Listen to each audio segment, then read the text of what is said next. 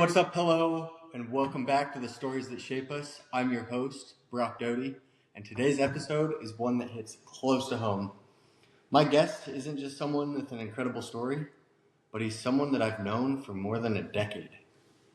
Our paths first crossed in a way that might have seemed small at the time, but looking back, it's clearly set the stage for a lifelong friendship and connection. Let me take you back to August of 2014. I was a sophomore in high school, and I joined something called embodies. The concept was simple, yet powerful. High school students paired with younger kids who needed a positive role model in their life. And that's where I first met today's guest, Justiz Daricek. He was in second grade, full of energy and curiosity, and I was 15, stepping into a role that felt meaningful, but at the time came with a bunch of responsibilities of mentoring a younger child.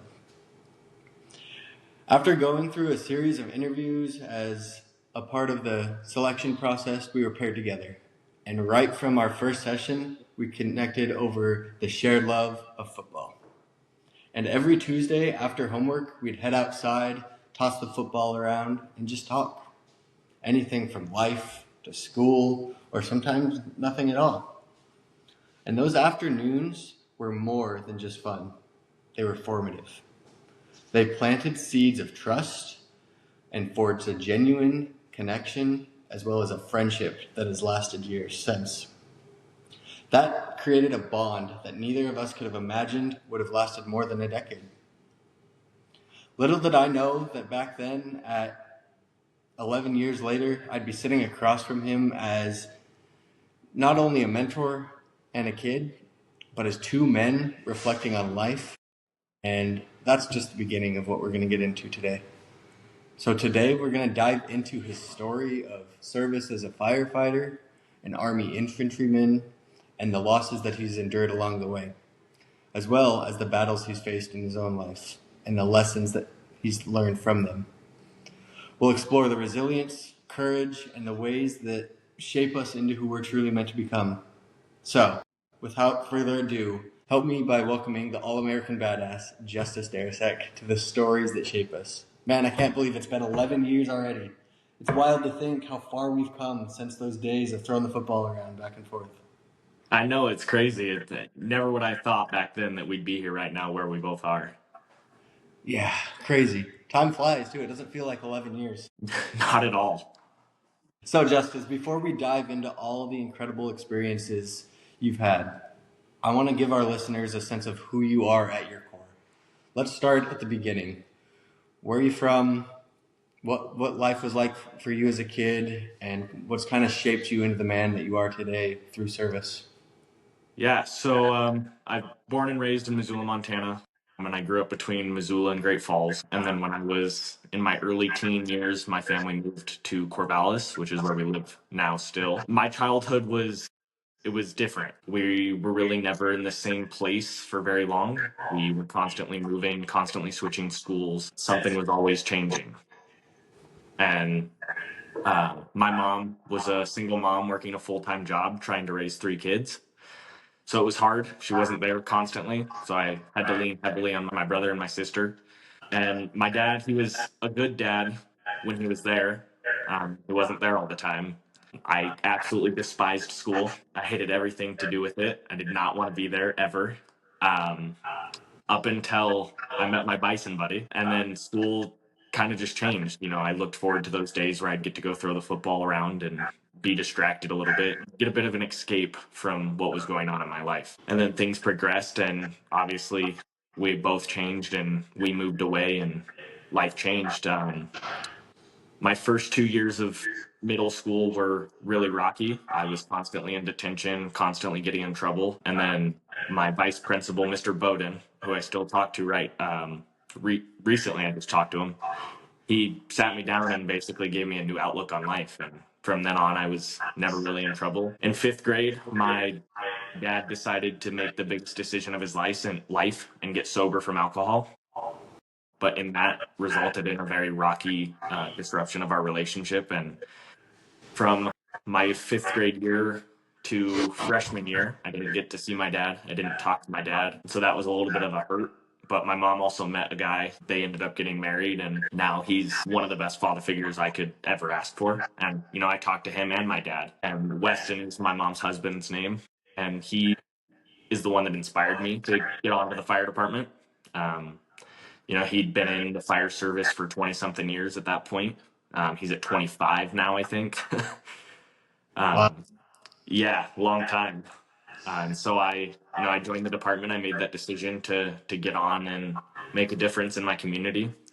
Now coming up on 4 years in January with Corvallis Fire. He was also a big reason why I got into the National Guard. And he was one of the biggest supporters. He told me it was one of the best things I could do, and that he wishes he would have done it. I've always, since I was a little kid, I wanted to be a cop. That is still somewhat my goal. Kind of trying to decide by going full fire or going back to law enforcement right now. But ever since I was a little kid, I watched both of my older brothers in and out of trouble. I watched my dad in and out of trouble. And I definitely think that was a big part of what pushed me to the other side. It pushed me in the direction that I wanted to be different. I wanted to change our last name. And I wanted to show my family that there was someone that they could count on and someone to be proud of. And now there's no one in my life that's a bigger supporter of me being a cop and making a difference than my dad, who most of his life was in trouble with the law. And now he pushes me and wants me to succeed and wants me to be a better person than my brothers and than he was. Dude, I absolutely love that. That's incredible. I didn't know that about you. Yeah. Throughout your life, you've walked a very unique path, to say the least. You Very. began serving as a volunteer firefighter in high school, and that's a huge commitment for anyone, let alone someone that's starting out while still in high school. Yeah. Even before officially joining and responding to fires, you were just volunteering and learning and soaking up as much knowledge as you could. And so I truly admire that about you. But on top of that, you also serve as a Army National Guard infantryman. And that is another huge thing because if I remember correctly, you attended basic training the summer between your junior and senior year of high school. Is that correct? Yep, I did. Basically, I got a week from the day school got out. I got to hang out with friends and say goodbye, and then it was off to basic training. I came back a week into my senior year, and I finished senior year, and then again instantly left right after senior year to go to infantry school. Wow, that is crazy. And then along the way throughout life, you faced some incredible challenges. You've lost close friends, some family, you've struggled in school, like you were saying, you've dealt with personal battles of your own, but yet through it all, you've learned to persevere and keep pushing forward. And that inspires me truly.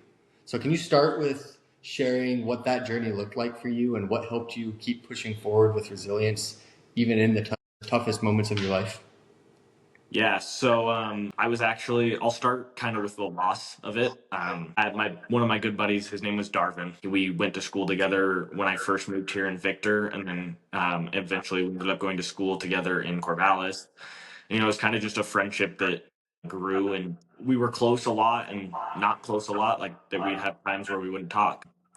I was actually going out to dinner. I was supposed to be leaving for FFA National Convention, and I actually got a fire call for a 17-year-old male with a gunshot wound, and I recognized the address instantly. It was my cousin, who was also best friends with Darvin's address, and my heart sunk. I'm instantly texting Darvin. I'm starting to text my cousin, and I was just trying to figure out what happened.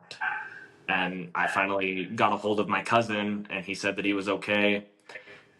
And then we sat down at dinner, and that's when I got the text that Darvin had passed away. And instantly I lost my appetite, my stomach sank. And we went and did a few other things within the town before we went home, and I was bawling my eyes out walking through stores. And Weston was there for me walking through. It was actually through Target. We walked into a changing room, and he hugged me and he said everything was going to be okay and that he was there for me, and that Darvin was up there watching us already, and that he saw what we were going through. And then a month later, I was in class. It was actually the night after Sweetheart, I think it was. I was taking my date home, and there was a car accident that we were responding to, and because I had my date, I obviously didn't go to the call. I dropped her off and I left, and by the time I had left her house, we were cleared from the call. So I didn't think anything of it, car accident. Well, then I read the news and there was a fatality in the car accident. And I was like, okay, like that's crazy. I wonder who it was. Well, that same day, I got pulled out of class, told to go up to the office, and my mom checked me out for lunch. Well, on our way to lunch, she told me that it was a person named Kaylee. And Kaylee was originally my physical therapist when I had some back injuries. But Kaylee kind of grew into like my big sister. She was there for me while my parents were going through a custody battle over me. She supported me. She talked to me through things. She offered to help me with school. She just became that big sister. Well, losing her, hard. So now two people on top of each other that I've recently lost, I started to struggle. I was slacking in school. I wasn't really sure where I was going to go with my life. I wasn't sure how things were going to happen. And it became hard. And then in October of that next year, so just before the year mark of losing Darvin, my best friend Cope was his name. He had lost his parents and his brother in a car accident, just I think 2 months prior to when he ultimately decided to take his own life. And I got that phone call from another friend of ours who lived with him. So there's now 3 people within the same time of year. That was ultimately hard. And, I then started to work more with the fire department. I was doing more, and I responded to a CPR call of a infant child. So I was doing CPR on a baby, and it was hard. I instantly started thinking like, hey, that could have been my little brother. My little brother was a few years older than him, but like he's still little, and like I just saw my little brother. And I tried to sleep that night and I couldn't. All I saw was like the ambulance doors closing and then I'd wake up. So I got help. I went and saw a therapist who was well versed in the first responder community. And I realized that there's that stigma towards mental health that you're weak if you get help, and you're not. And I just needed help. That's all I needed. And so things were going great. And that inspired me to start my own business, first response photography. And with that, I document first responders and I show a spotlight on first responders and the amazing work that they do. But I also use it to advocate and help first responders' mental health. That's And I awesome, started, man. I love yeah, that. We'll get into that in a little bit. I want to back up a little bit. How yeah. did you learn to handle loss at such a young age, especially so much of it? You said there's 3 in 1 year. How did you learn to handle that? So the first 3 is kind of hard. I didn't really know what to do, and I didn't really talk to anybody about it. I kind of just buried it down and dealt with it. Um, and it definitely took a toll on me. It was stressing me out. It was making me slack in school. Um, I was losing sleep over it, and I kind of just one day I was like, all right, I got to figure something out. I actually I had such a bad appetite. I went from 165 pounds to 130 in 3 months, Wow. and that was kind of the kick in the butt that I needed. I was like, all right, I got to change something. So I started going to the gym. I was putting on weight, I was gaining my appetite, and I was succeeding. I was basically taking all that negative stress, that negative energy in my body, and I was pushing it out through lifting weights. And eventually that's when I started to research like ways to cope and deal with loss and how to deal with mental health. And so I was going through and basically just researching everything I could to help improve my own life. And I had 2 really good friends, Tyson and Alex, who I leaned on very heavily, both very, very knowledgeable and well versed in life. And I just leaned on them very heavily and, doing my research, gaining experience from them, and just trying to distract myself from that. It eventually led to me pushing on and seeing that there's a bigger picture in life and that they're up there, they're watching me, and they're seeing all the good things that I'm doing, and they want me to continue. They want me to keep succeeding. Exactly. Exactly. I like what you said about your 2 friends pushing you to be the better version of yourself. I want you to think back to school days during that time. Was there any other friendships, family, or moments, or even people, strangers, teachers, whatever, that had the biggest impact in shaping you? Yeah, I struggled a lot with friendships throughout most of my early years of school. I was kind of a mean person, and when I realized that that's what I was doing, I changed it and I became a better person. And I made a great friendship with two people named Caden and David, two friendships I still have now, and they're a huge part of my life. But I think probably the biggest impact was in high school. I had a teacher. His name was Doug McConaughey. He was huge. He was actually my photography and journalism teacher. He's the one that pushed me to start photography. But he was always willing to just take that extra second to teach you something that you never thought you'd use, that you 5 years later use. And so he taught me a ton, and I would do absolutely anything to get into his class during high school. Like if I had something that was I didn't think as important, I would switch that class and I'd get in his class. Anything to be in one of his classes because I knew that he would push me to be my best. He would push me to succeed, and he was always willing to fight for me and fight for me to succeed. And if I was struggling with something, he'd put me on a separate assignment, really for like the day or the next 2 days, kind of get me distracted, and then it was on to the assignment and task at hand.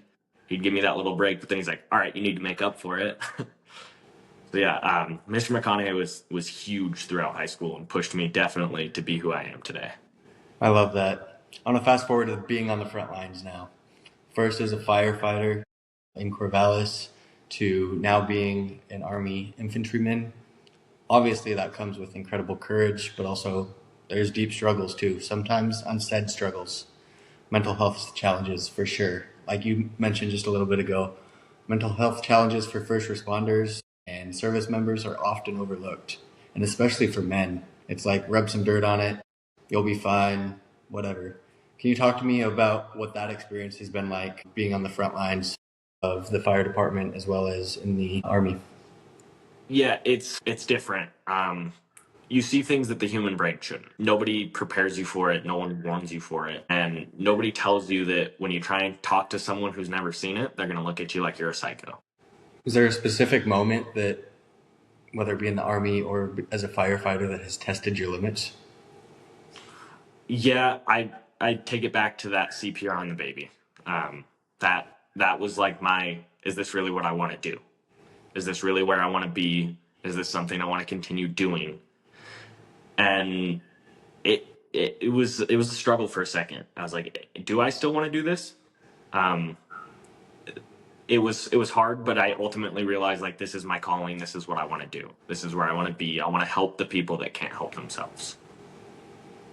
Absolutely. What lessons about courage and perseverance have you learned from watching others in your unit or within the firehouse?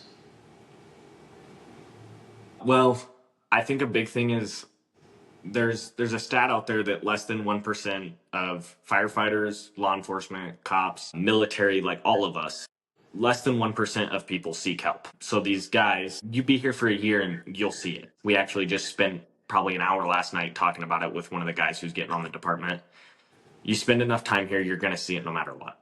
The best thing you can do is to get help. And when I realized that I wasn't the only person struggling, that everybody around me, every person that I was getting on that engine with has seen some stuff that they had to deal with and that they had to keep pushing through. And now they've been here for 15, 20 years. That's what was my ultimate pushing point is I got to persevere. I got to stay strong because I know these guys can and I know I can. I know that all these guys have seen stuff probably worse than everything that I've seen. Obviously, they've been here a lot longer and they're still here because I know that I can do it and I know that somebody out there needs me. I'm going to be that difference in someone's life when they can't get up and get themselves out of a building. I'm going to be that person that comes in and gets them out because I can persevere and push through. Obviously, the trauma and stress are a lot different in these roles than it is your personal life of just losing friends. They're two different things. Obviously, both are very heavy, but how do you cope with the stresses and the traumas that you do see in these roles?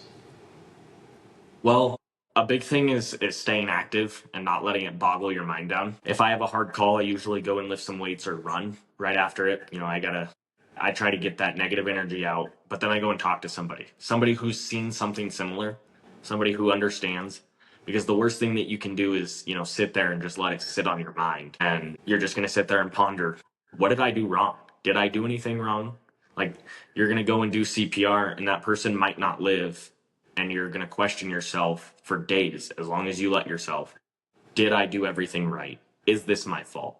And the ultimate answer is no, it's not. You did everything you could do. You're not the reason that it happened, but you were a part of the reason that it could have been prevented.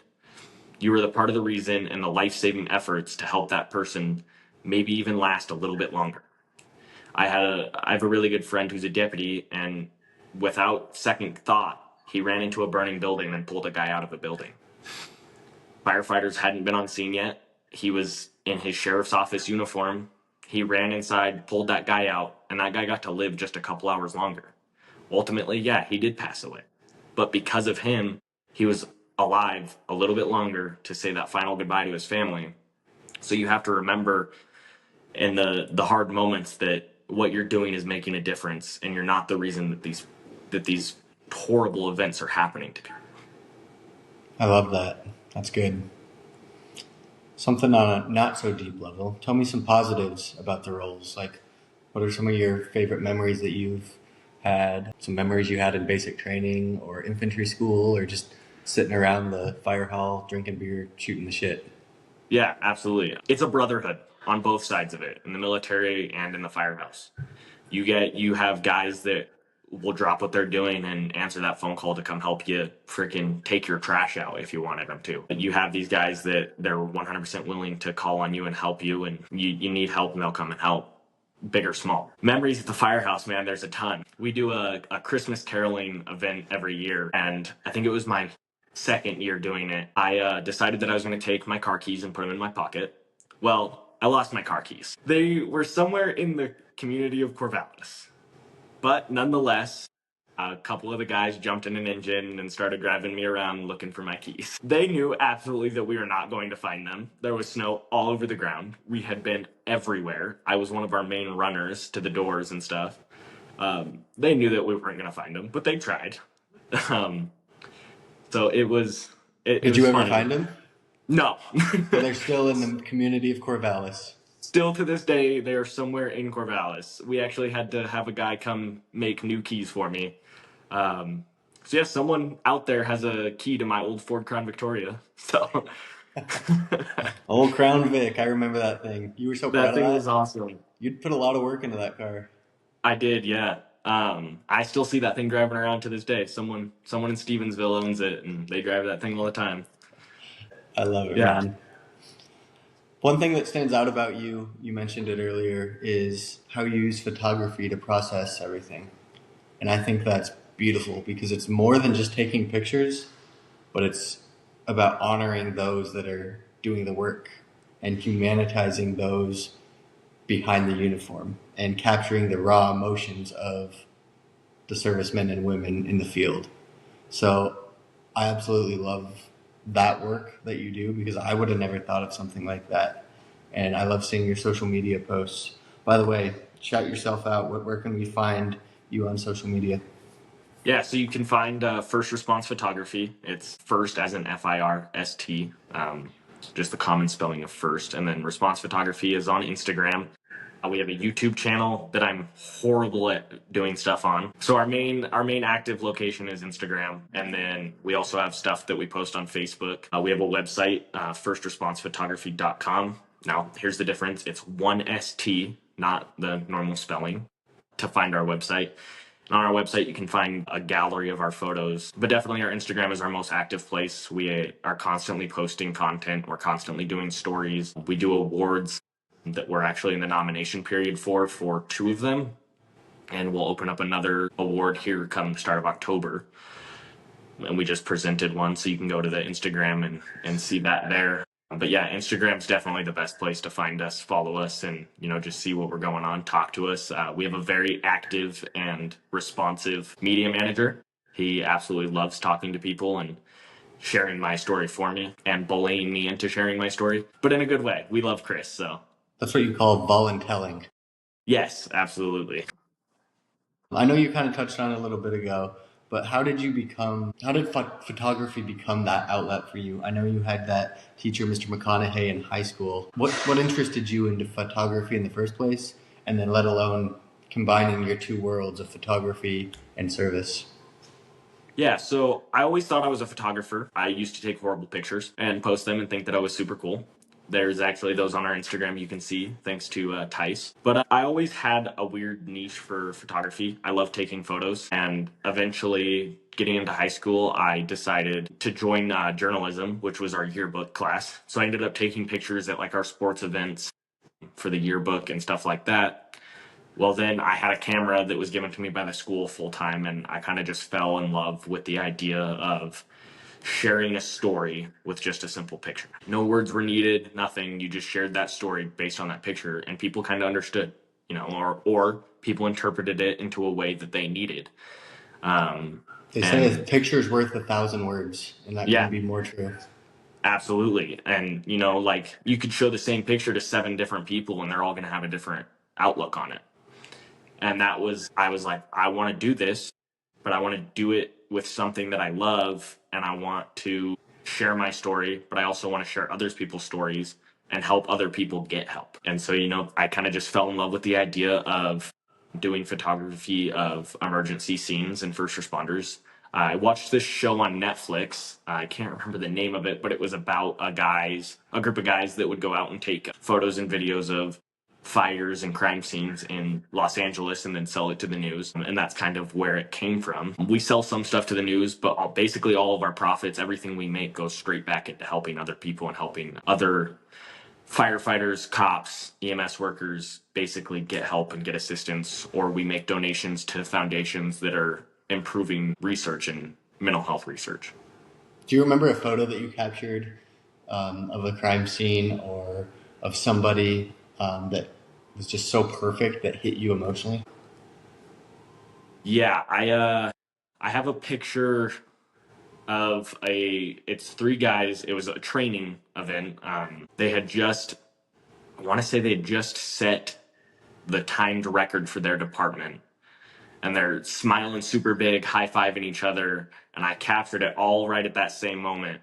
But it was like a very proud moment for them. And when I captured it, I hadn't known about the record, but I took the picture and I printed three copies off and I gave it to them. And that's when they told me, they're like, dude, this is awesome. Like, we set a record right before this. And so Did you know that that's they set one. a record before that?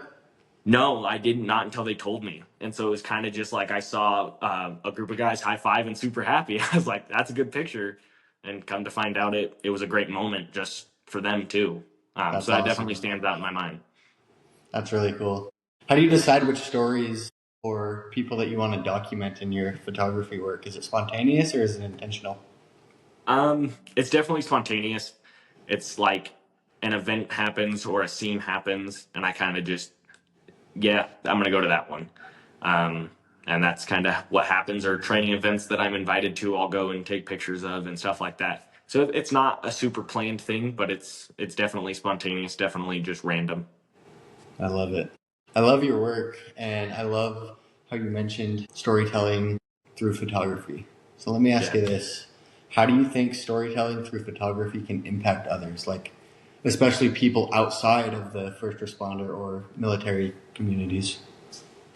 Yeah, so I'm gonna tell you a story. I actually had a guy when I first started my business. He saw some of our photos and he made the decision that he was gonna become a firefighter. So those pictures told him a story that in his brain was like, I want to do that. He told me that he was in a loss at life. He didn't know where he was going. He didn't know what he was doing, and he had just lost his job of like 4 years due to them downsizing, and that was his decision. Was our photos was to go and get a job as a firefighter, and now he is a full-time firefighter in Los Angeles, California, and he loves it. We still keep in contact and still talk, and he told me that if it wasn't for our photos, he wouldn't be doing what he's doing. So I think that just by showing our photos and showing the raw emotion of first responders on scene and what they're doing, it tells people a story of these people they're great people, they're heroes, and these people deserve our praise, and these people deserve the spotlight that isn't commonly given to them. Absolutely. Hearing all this, it's obviously clear that your journey isn't about just surviving challenges, but it's about persevering stories and sharing lessons and uplifting others along the way. You don't just live this life on this big ball of mud, but you preserve the meaning and humanity behind it. And so keep going, Justice. You're inspiring several people, including myself. So let me ask you this. If you could go back and talk to your younger self in second grade when we were throwing the football back and forth on Roosevelt Playground, what would you say about your resilience, courage, and life today, 11 years later? Kind You of know, deep, I know. yeah, no, I've always thought about this. If I was to go back in time and talk to my younger self, like what would I change? What would I tell him to not do? You know, I don't think I could tell my younger self to not change anything. I would tell him to be exactly him. Every single moment in life, I would redo what I did.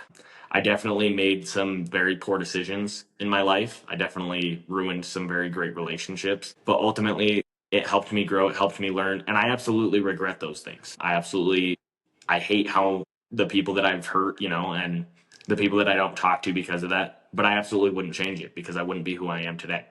I wouldn't be sharing other people's stories. I wouldn't be sharing my stories, and I wouldn't be helping people get better help while they're struggling. One of those little minor decisions when I decided to go right and everyone else went left, that could change the entire outlook on life and that could change entirely everything to this current point of time.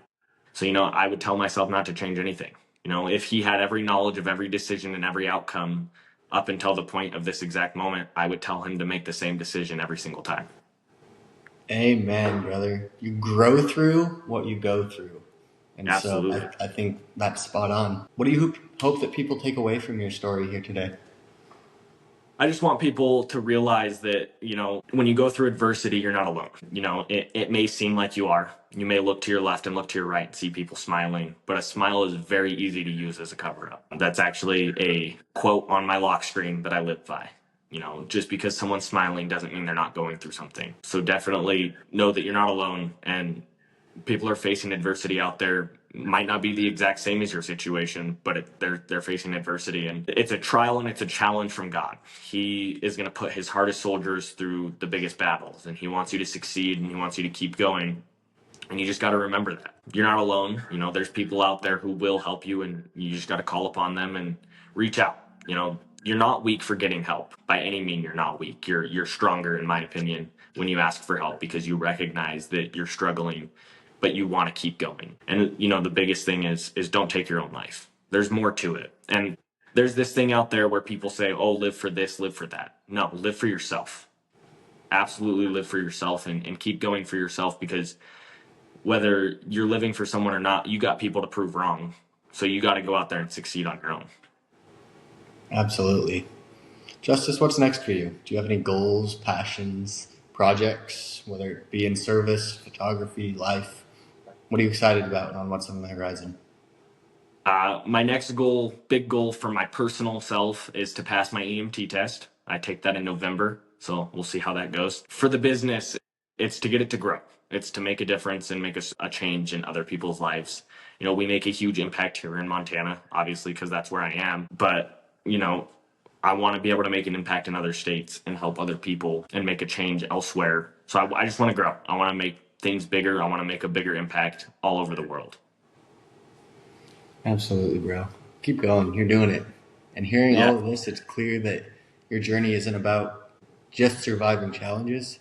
It's about learning from them and preserving the stories and sharing the photography with the world. You don't just live your life, but like I said earlier, you preserve the meaning and the humanity behind it. And so that's truly inspiring, dude. And that mix of service, resilience, storytelling, and all the things that you were passionate about, dude, keep going. And thank you for sharing, and thank you for letting us see your journey from those lenses that some people just don't think about. Literally, the camera lens. Yeah, absolutely. So, again, keep going. I'm proud of you, and it's inspiring to see how your life experiences have shaped you as a person. It's definitely crazy to just, see how far I've come personally, and how many people have told me how far I've come. It's just great to be making a difference in communities and helping people, that end moments of their life feel like they can't help themselves. What's cool is you're not done yet. You're just Absolutely getting not. started. Have you even had your business a full year yet? Yeah, we come February it'll be 2 years. 2 years. So, yep, we're almost to 2 years. And look at all the impact that you're making. So keep going, man. I'm proud of you. Listening to Justice's story today, what really stands out to me personally is the power of his resilience and purpose. Here's a young man who started out volunteering as a firefighter in high school, stepping into the Army infantry, and has faced losses of friends, struggles in school, and personal battles along the way. And yet, he's kept moving forward with a purpose. What strikes me most isn't just his courage, but it's how he's processed his experiences through photography. He doesn't just document his life, but he preserves it. He honors the men and women behind the uniform, the raw emotions, the stories that often go untold. And that's the thing about life. It's not just about surviving your own battles. It's about creating a meaning from your battles, and when it's possible, helping others to see the humanity in the world around them. And that's exactly what Justice is doing. And that's where I want to pause and just reflect for a moment. Each of us here has our own front lines, our own moments of struggle, loss, doubt, whatever it may be. The question isn't whether those moments come, it's when they come. But how we choose to respond and how we move forward with them. Do we let those challenges define us? Or do we use them to shape us, to strengthen our purpose and deepen our empathy and clarify what truly matters to us in life? One thing is clear to me, that Justice's journey reminds me resilience is both action and reflection. It's both pushing forward when life knocks you down, but it's also turning the time to honor the experiences, to learn from them, and to even create something meaningful from them. And for Justice, it's photography. And for you and me, it could be writing or serving others or just simply showing up and being consistent within our own lives. So today, I want to challenge you, the listener, to look at the stories that you're living, the struggles that you've faced in the past and that are going through right now, and the lessons that they hold. How can you preserve them? How can you honor the process, not just the outcome? And how can you use your own story to bring light, courage, and hope into someone else's life? Because at the end of the day, resilience isn't just about surviving. It's about living fully, learning deeply, and sharing boldly what shapes us. So, listening to Justice's story today, I'm reminded of 2 Corinthians 4, 8 through 9. And as I read that in the Bible, I want you to reflect with me. Here's 2 Corinthians 4, verse 8 through 9. We are hard pressed on every side, but not crushed, perplexed, but not in despair, prosecuted, but not abandoned, struck down, but not destroyed. Life can corner us, just like it did for Justice. As he navigated the challenges of volunteering as a firefighter, serving as an Army infantryman, and facing personal battles within his own life, the pressure can feel overwhelming, but being pressed doesn't mean being defeated. No matter how heavy the weight can be, we are not crushed. There are moments when nothing seems to make sense. Loss of a loved one, setbacks, and challenges that can leave us confused and questioning everything. His story shows us that even in those times, we can hold on to hope. We may be perplexed, but we don't have to fall into a deep despair. Service and responsibility can bring pressure from every side. First responders and military personnel, like Justice, often feel the weight of the world on their shoulders. Yet, when we feel challenged or alone, we're not abandoned. I want you to know that God is with us, sustaining us when life feels unbearable. And yes, life can knock us down. I'm not telling you that it's not going to. You can face grief, trauma, or personal struggles. But being struck down doesn't mean that we're destroyed. Justiz has faced loss and hardship, and yet he continues to persevere and create a meaningful life for himself through his experiences. And this verse reminds us that our spirit, our purpose, and our story cannot be erased, even in the toughest seasons. It is only forging us in the fire. So whatever front lines you may be facing today, whatever battles you're walking through, I want you to remember, you may be pressed, you may be perplexed, you may be struck down, but you are not destroyed. Keep going, keep moving forward, keep honoring your story, and keep celebrating the strength and resilience that shapes you. So as I wrap up today's episode, I just want to shout out my man, the all-American badass, Justiz Daricek, by saying thank you again for opening up and being vulnerable by sharing your story with everybody listening with us here today. And for those first afternoons on the playgrounds, to volunteering as a firefighter, to serving in the Army, and now capturing and preserving the stories through your photography, your path is a true example of courage and resilience, man. So keep going. And to everyone listening, I hope this episode reminds you that our struggles do not define us. Like I said in 2 Corinthians 4, verses 8 and 9, they remind us that we may be pressed, perplexed, or even struck down, but we are never crushed, abandoned, or destroyed. And there's strength in that hope, and meaning in persevering through your own life's challenges. So, thank you for joining the Stories That Shape Us. If this episode resonated with you, I encourage you to share it with someone that needs to hear it. Leave a review and subscribe so you don't miss future stories that inspire, challenge, and uplift you. As always, thanks for listening, for showing up and being part of the stories that shape us. Until next time, keep moving forward, keep honoring your story, and keep showing up for those who are in your corner.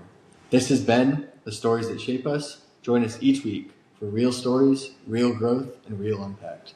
Thanks for listening. I'll see you next time.